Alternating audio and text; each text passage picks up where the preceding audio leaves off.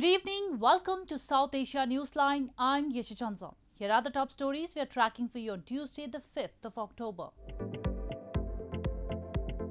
Indian Prime Minister Modi launches 75 urban development projects in Uttar Pradesh. Pakistan Prime Minister Imran Khan forms high-level cell to probe Pandora Papers revelations. And displaced Afghans call for justice and aid as desperation rises. And now for all the details. Indian Prime Minister Narendra Modi on Tuesday inaugurated an urban conclave and laid the foundation stone of 75 urban development projects in northern Uttar Pradesh state. He also digitally handed over keys to 75,000 beneficiaries of Central Housing Scheme. This comes as Uttar Pradesh is expected to go to polls early next year. Indian Prime Minister Narendra Modi on Tuesday inaugurated the Azadi at 75 New Urban India Transforming Urban Landscape Conference cum Expo and laid the foundation stone of 75 urban development projects in Lucknow city of northern Uttar Pradesh state. The Prime Minister, under the centre's housing scheme, also digitally handed over keys of houses to 75,000 beneficiaries in 75 districts in the state and flagged off 75 buses for 7 cities. He highlighted the achievements of his government and attacked the previous government for their reluctance to bring about development for the poor people.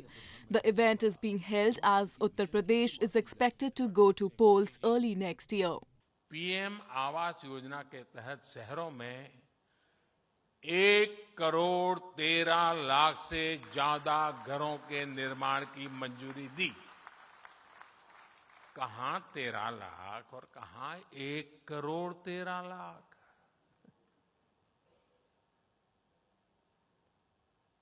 इसमें से 50 लाख से ज्यादा घर बनाकर उन्हें गरीबों को सौंपा भी जा चुका है। The conference cum expo will be open for the public from October 6 to 7. It is themed on transforming the urban landscape with a specific focus on the transformative changes brought about in Uttar Pradesh and will focus on experience sharing, commitment and direction for further action. India lashed out at Pakistan for again racking up the Kashmir issue at the United Nations on Monday and said constructive contribution cannot be expected from a country that has an established practice of hosting terrorists and is the epicenter of global terrorism and the biggest destabilizing force in the world. India on Monday strongly hit out at Pakistan for again raking up the Kashmir issue at the United Nations and said constructive contribution cannot be expected from a country that has an established practice of hosting terrorists and is the epicenter of global terrorism and the biggest destabilizing force in the world.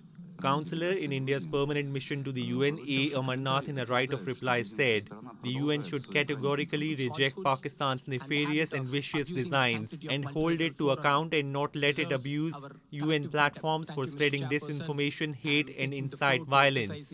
As the epicenter of global terrorism, Pakistan is the biggest destabilizing force in the world and has repeatedly indulged in cross-border terrorism against its neighbors. They have no regard for UN principles. While Pakistan's permanent representative speaks about peace and security here, his Prime Minister glorifies global terrorists like Osama bin Laden as martyrs. The Indian diplomat also reiterated that the entire Union territory of Jammu and Kashmir is an integral and inalienable part of India, including the areas under Pakistan's illegal occupation, which it should vacate immediately. The Muslim-majority region of Kashmir has been at the heart of decades of hostility between India and Pakistan. India has long blamed neighbouring Pakistan of arming and infiltrating terrorists across the border to spread unrest in Kashmir Valley. Pakistan, however, denies the allegations. In news from Pakistan, Pakistan Prime Minister Imran Khan has formed a high-powered cell to investigate if any irregularity has been committed by the 700 Pakistanis named in the Pandora Papers in establishing offshore companies. The expose revealed that key members of PM Khan's inner circle, including cabinet members, have secretly owned an array of offshore companies and trusts holding millions of dollars of hidden wealth. Pakistan's Information and Broadcasting Minister Fawad Chaudhry on Monday said that Prime Minister Imran Khan has formed a special high-level cell to probe the Pandora Papers expose hours after the two-year investigation came to light. The International Consortium of Investigative Journalists, or ICIJ, a Washington, D.C.-based network of reporters and media organizations, said the documents link about 35 current and former national leaders and more than 330 politicians and officials in 91 countries and territories to secret stores of wealth. Among those named in the papers are more than 700 Pakistanis, including several members of Khan's cabinet. Finance Minister Shaukat Tareen, who was among the Pakistanis identified, told GeoTV everyone would be investigated, including himself. He denied wrongdoing. Meanwhile, Pakistan's opposition on Monday called on Imran Khan to order cabinet ministers and aides named in leaked financial documents to resign from office and face investigation. Sherry Rahman, a leader of the opposition Pakistan People's Party, in a tweet said she was not surprised that the Premier's close aides were named in the Pandora Papers. Maryam Aurangzeb, the spokeswoman for the main opposition Pakistan Muslim League Nawaz, PMLN party of former Prime Minister Nawaz Sharif, said Khan had to remove all those identified in the files. The Supreme Court sacked Sharif as Prime Minister in 2017 on corruption charges after his family's London properties came to light in an earlier leak of documents known as the Panama Papers. Sharif, who lives in self-exile, denied wrongdoing. Modern news from Pakistan. Locals in Pakistan's financial capital Karachi have expressed anger and dismay over a consecutive hike in prices of petrol and diesel in just 30 days. Daily commuters have slammed PM Imran Khan-led government over its failure to control the fuel prices, which have shaken their budgets amid an all-time high inflation. As petrol and diesel prices have been hiked yet again in Pakistan, locals in financial capital of Karachi have expressed anger against Prime Minister Imran Khan-led government. The price of petrol has surged to Rs 127.30 per litre, while the high-speed diesel cost of Rs 122.04 per litre now, after they were both increased by nearly Rs 4 per litre from October 1st onwards. Locals said the consecutive rise in fuel prices in nearly 30 days has affected their budgets and increased burden on them amid an already all-time high inflation in the country. ये चीज़ note की है इसके होते हुए ये चीज़ note की है कि ये जितने वादे करता है ना ये अगेंस्ट कर रहा है, ये कर कुछ रहा है, कह कुछ रहा है, और ये क्या कहता है कि ये कोरोना की वजह से, ये इसने बोला है कि कोरोना की वजह से महंगाई हुई है। भाई कोरोना की वजह से महंगाई होनी चाहिए या कम होनी चाहिए? यही कह सकता हूँ कि ये गवर्नमेंट हो या पिछली गवर्नमेंट हो, हर कोई बड़े बड़े दावे करता है आने से पहले कि हम ये करेंगे, हम वो करेंगे, लेकिन कुछ नहीं होता, सिर्फ गरीब का खून चूसना है और कुछ नहीं. President of PMLN party and opposition leader in the National Assembly, Shehbaz Sharif, took to Twitter and said the historic price hike is a result of bad leadership and slammed the government for putting blame on external factors to shirk responsibility. Meanwhile, Sherry Rahman, the Vice President of opposition Pakistan People's Party, said that the government has dropped a petrol bomb in times of extreme and acute inflation. She said the ruling PTI government borrows like no government before and tells people the good days are here. In news from Afghanistan, poverty and hunger have spiraled since the Taliban takeover on August 15, further worsening the crisis in Afghanistan that is battling drought and the COVID-19 pandemic.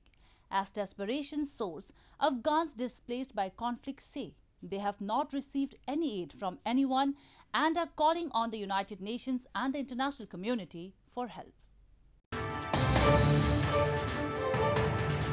Amid warnings of a looming humanitarian crisis in the country, Afghans displaced by conflict on Monday said they have not received any aid from anyone and are calling on the United Nations and the international community for help as desperation soars.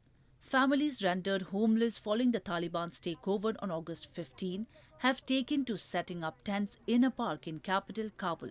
with many women seen wearing burqas.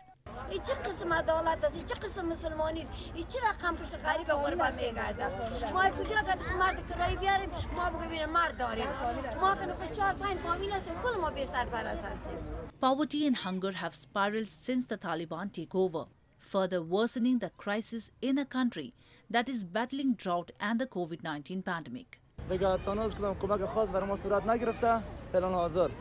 ما تعداد فامیل 7 نفر هستیم. ما شام تانوز نان نخوردیم، تین چاشم برامون تانوز کسی نآوردن. ما جامعه جهانی سازمان ملل می‌خوایم که برای ما زودترین وقت برای ما کمک خوب رسیدگی کنه. 500,000 people have been displaced in Afghanistan in recent months, according to UN High Commissioner for Refugee Filippo Grandi, a number which would grow if health services, schools and the economy break down. The country has plunged into economic crisis as the nation's international assistance has been largely cut off. Billions of dollars in central bank assets held abroad have also been frozen, which has put pressure on the banking system and prevented most transactions involving US dollars. Moving on to news from Nepal. Nepal's main opposition CPN-UML, the Communist Party of Nepal Unified Marxist-Leninist, led by Chairman KP Sharma Oli, yet again obstructed the meeting of the House of Representatives on Tuesday. Ever since the new parliament session began on September 8, CPN-UML lawmakers have resorted to obstructions demanding Speaker Agni Prasad Sapkota to take prompt action against 14 lawmakers, including Madhav Kumar Nepal, who have been expelled from the party. They have blamed Sapkota of facilitating a split in the UML by not confirming their expulsion. The lower house of the parliament had to be adjourned until October 8 amid the protests. Kashmiri apples are known worldwide for their superb flavor. With harvesting season in full swing, orchard owners in India's Jammu and Kashmir territory are looking for profits as they expect a decent apple harvest this year. Tens of thousands of people in the region are dependent on apple production directly or indirectly for their livelihood.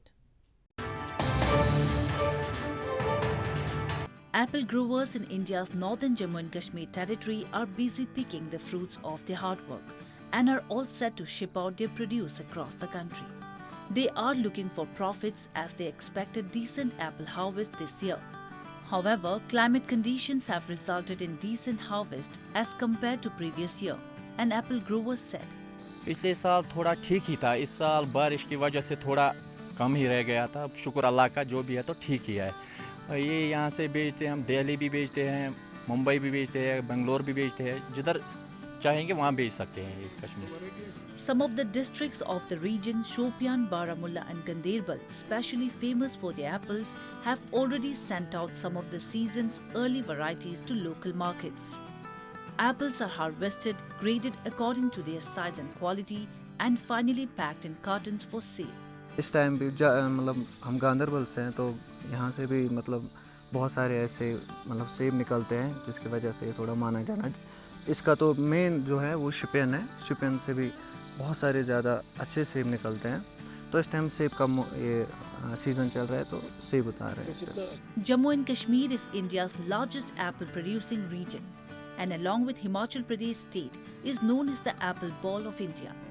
It is the mainstay of the local economy, with hundreds of rural people eking out their livelihood from this industry.